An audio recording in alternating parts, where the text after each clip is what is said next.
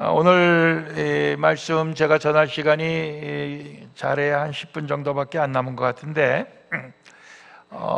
오늘 우리 성가대 찬성이 어느 민족 누구에게나 결단할 때 있나니 참과 거짓 사이에서 우리가 결단하고 산다. 이제 그런 말씀 있잖아요. 참과 거짓. 우리의 삶 속에는 항상 참, 진리가 있고 거짓이 있습니다.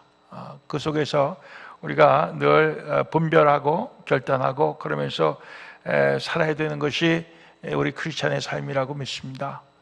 이제 오늘 말씀은 사실 우리가 전전주가 성령 강림 주일이었고 지난 주일이 아버지 주일이자 삼위일체 주일이었어요. 그래서 성령님과 관계된 말씀을 우리가 이제 좀 더 하려고 그러는데 구약 시대에도 성령님이 계셨습니다. 신약 시대에는 예수를 믿는 모든 사람들에게 성령님이 오셨지만은 구약 시대에도 하나님이 쓰시는 특별한 사람들에게는 성령님이 임하셨어요. 그 중에 오늘 이 미가야라고 하는 선지자가 그 대표적인 인물로 나옵니다. 오늘 말씀의 배경은 이래요. 이 북왕국 나라의 아합이라고 하는 왕은 굉장히 나쁜 왕이었죠. 그래서 바알과 아세라를 자기의 아내가 들어올 때 시돈의 공주였는데 그가 이스라엘의 왕비로 들어오면서 그 우상을 몽땅 다 갖고 들어왔어요. 그래서 그 당시에 바알, 아세라 선지자만 850명이 있었어요. 근데 그 갈멜산에서 엘리야와의 영적인 싸움에서 그 사람들은 다 몰살당했죠. 그런데 그러고도 나서 아합 왕은 오늘 보니까 정신을 못 차려요. 그가 길르앗 라못이라고 하는 성을 전쟁을 통해서 빼앗으려고 합니다. 본래는 그게 솔로몬 시대에는 이스라엘 나라의 땅이었어요. 그렇지만 남북으로 갈려지고 나라가 약해지면서 시리아가 그것을 아람 사람들이 그 지역을 차지하게 됐습니다. 요단 동편이에요. 요단 동편 땅인데 굉장히 기름진 땅이 길르앗입니다. 근데 그 중에 제일 수도가 길르앗 라못이라고 하는 성입니다. 그 성을 점령하면은 그 일대 아주 그 곡창지대인데 그것이 다 자기께 되는 거예요. 그래서 왕이 전쟁을 통해서 그것을 탈환하고 싶었습니다. 그래갖고 이 사돈을 맺은 남왕국 유다에 여호사밧 왕이 방문을 했을 때 내가 저 길르앗 라못을 싸워서 빼앗으려고 그러는데 그러면 당신이 나를 돕겠느냐? 그러니까 여호사밧이 네 돕겠다고 그럽니다. 그렇지만은 그러기 전에 하나님께 물어보고 전쟁을 합시다. 이렇게 되는 거예요. 그래서 선지자들을 부르는 거예요. 선지자를 불러갖고 전쟁을 하려고 그러는데 길르앗 라못을 뺏기 위해서 이 전쟁이 승리하겠느냐 패배하겠느냐 이걸 묻는 거예요. 그러니까 400명이나 되는 선지자들이 전부 똑같이 나가서 싸우면 승리한다고 대답을 했어요. 그 중에 한 사람 시드기야라고 하는 선지자는 철로 뿔을 만들어 갖고 와갖고 하나님께서 나에게 말씀하시기를 이 뿔로 그 아람 군대를 다 전멸시킬 것이라고 말씀하셨습니다. 이렇게 얘기했어요. 뿔이라고 하는 것은 힘의 상징 아니에요. 근데 그걸 쇠로 만들어 갖고 그렇게 하나님이 말씀하셨다고 얘기하는 거예요. 남왕국 여호사밧 왕이 좀 마음이 시원하게 만족스럽지 못한 거예요. 400명이나 되는 선지자가 어떻게 다 똑같이 얘기를 할 수가 있느냐 아마 그런 생각이 들었던 것 같아요. 그래서 선지자가 이거밖에 없습니까? 그랬더니 아합이 한 사람 더 있는데 그 사람은 나한테 항상 나쁜 예언만 하기 때문에 내가 그 사람 안 부릅니다. 그러면 안 되죠. 그 사람 얘기도 불러서 들어봅시다. 이래서 부르는 거예요. 그래갖고 전령이 가갖고 이 미가야를 부르면서 뭐라고 얘기하냐 하면은 이미 400명의 선지자가 다 전쟁하면은 승리한다고 했습니다. 그러니까 당신도 왕 앞에 나가면은 다른 말 하지 말고 승리한다고 얘기하세요. 그랬을 때 미가야가 나는 하나님께서 주신 말씀밖에 다른 건 할 수가 없다. 그러고 갑니다.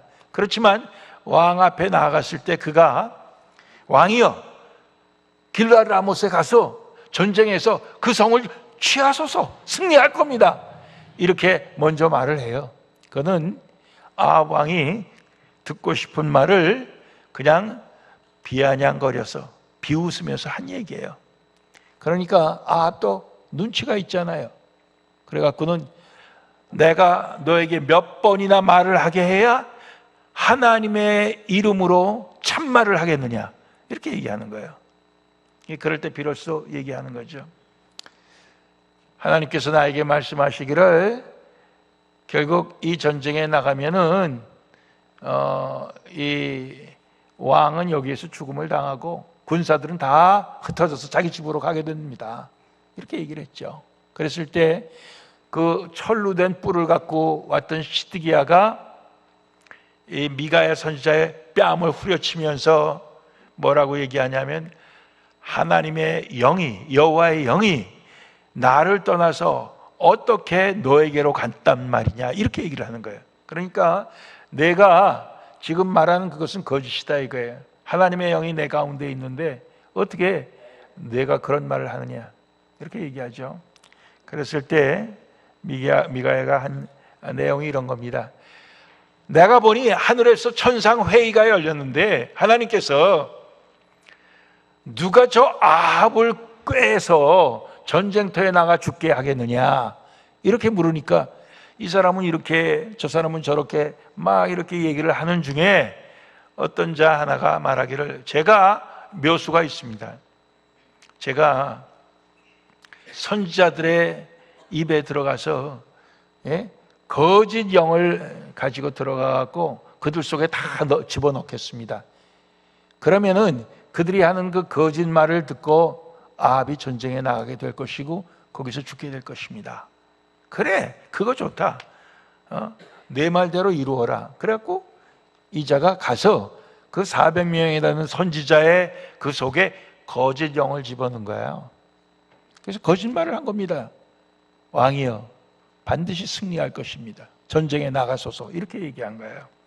근데 이것을 지금 미가의 선지자가 전부 다 들통나게 하는 거예요. 전부 그것을 폭로해 버리는 거예요. 그렇죠. 폭로를 했으면은 우리가 정상적이면 어떻게 됩니까? 전쟁에 나가지 말아야죠. 전쟁에 나가지 말아야 되죠. 그런데 안 그러게 전쟁에 나가는 거예요. 참 이상하죠. 그래서 오늘 말씀의 제목이 뭡니까? 거짓 말을 믿은 자들입니다. 거짓말을 믿은 자들. 이게 분명히 거짓 영이 역사해 갖고 거짓말입니다. 근데 이것을 지금 믿는 거야. 믿는 겁니다. 우리 한국 사람들이 흔히 하는 말 중에 어떤 말이 있냐면은 믿고 싶은 것만 믿는다, 이런 말이 있습니다. 믿고 싶은 것만 믿어요. 지금 이 아합이 자기 믿고 싶은 것만 믿는 거예요. 그게 자기가 죽게 될 길이라는 걸 모르는 거예요. 자기가 믿고 싶은 건 뭡니까? 전쟁에 나가서 자기가 갖고 싶은 그 성 길르앗 라못을 자기 것으로 만드는 것이 그의 원하는 것이었습니다. 근데 그 원하는 것을 이룰 수 있다고 하는 사람의 말을 믿고 싶은 거야. 그것이 거짓말일지라도. 그래서 그는 결국 미가의 말을 믿지 않고 400명, 물론 이게 400대 통계가 이게 진실은 아니에요.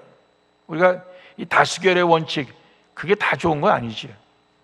400대 1입니다. 그렇지만 그 400이라고 하는 숫자는 다 거짓영이에요. 미가야 한 사람이 이게 진리의 영입니다. 이게 성령이에요. 여호와의 영인 것입니다. 결국 다음 장 뒷부분에 보면 아합은 나가서 그 전쟁터에서 죽고 맙니다. 실제 우리가 오늘 이런 말씀을 보면서 우리가 아합같이 되지 말아야 되겠다, 이런 생각을 해보는 거예요. 우리가 세상에는 거짓 영도 있고 또 진리의 영인 성령도 있는 거예요. 근데 이것을 우리가 분별하지 못하면은, 우리의 욕심 때문에 분별하지 못하면 우리는 아합과 같은 그런 운명을 맞이할 수밖에 없는 것입니다. 우리가 하나님을 섬깁니다. 그렇기 때문에 우리는 하나님의 영을 따라 살아야 돼요. 하나님의 영이 우리에게 말씀해 주시는 하나님의 뜻이 이것이다, 하나님의 말씀이 이것이다, 이걸 우리가 분별하면서 살아야 돼요.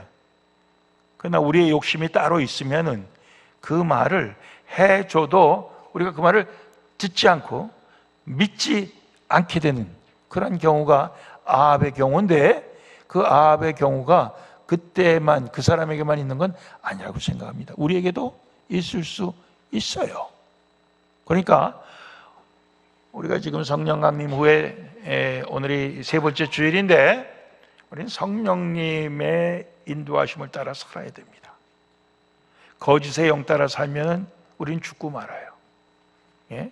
진리의 영이신 하나님의 영이신 성령님의 인도하심을 따라야 우리는 살게 되어 있습니다. 통계도 중요하지 않아요. 400대 1, 400이 얘기하는데 한 사람이 얘기하는 게 옳겠냐? 400이 얘기하는 게 옳지. 그렇지 않아요. 거짓의 영에 속으면은 그 숫자가 400이 아니라 4만이 되더라도 그게 소용없는 거예요. 그렇죠? 오늘 마찬가지예요. 세상 사람이 다 그냥 이쪽으로 옳다고 간다 할지라도 그것은 멸망의 길, 넓은 길일 수가 있고, 여기에 가는 사람이 한 사람 두 사람밖에 없어도 이게 좁은 길, 생명의 길일 수가 있는 거예요. 그러니까 우리가 성령님의 그 인도하심, 우리가 감정 따라 살아서도 안 됩니다. 예. 야, 이거 기분 나쁘다. 여러분, 기분 저는 이제까지 목회하면서 제일 기분 나쁠 때가 언제냐 하면은 우리 집 사람이 나한테 대해서 야당 노릇할 때가 제일 기분 나빠요. 예. 뭐 장로님들하고 때로 이제 뭐 당회에서 좀 이렇게 의견 충돌이 생겨갖고 집에 와갖고 우리 집 사람한테 오늘 그냥 참 내가 그냥 속에서 이게 불이 나는 걸 겨우 참았다고 이제 그러고 와서 이제 얘기를 해놓으면 우리 집 사람은 꼭 내가 틀렸다는 거야. 야, 미치겠어요.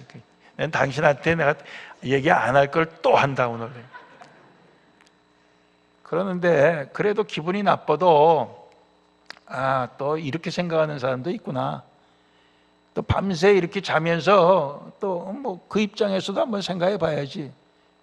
이렇게 이제 돌리고 해갖고 오늘 여기까지 올 수 있었어요. 우리 집 사람이 저한테는 철저히 야당이면서 또한 이런 중심을 잡아줄 수 있는 그런 사람이었는데, 우리가 그래요. 우리가 살면서 우리의 감정으로만 살면은 그것이 진리로 살기 어려워요. 내 감정에 안 맞고 싫고, 뭐 그래도 이것이 하나님의 뜻이라 하는 것이 우리에게 확신이 들면은 그 뜻에 우리를 복종시켜야 되는 것입니다.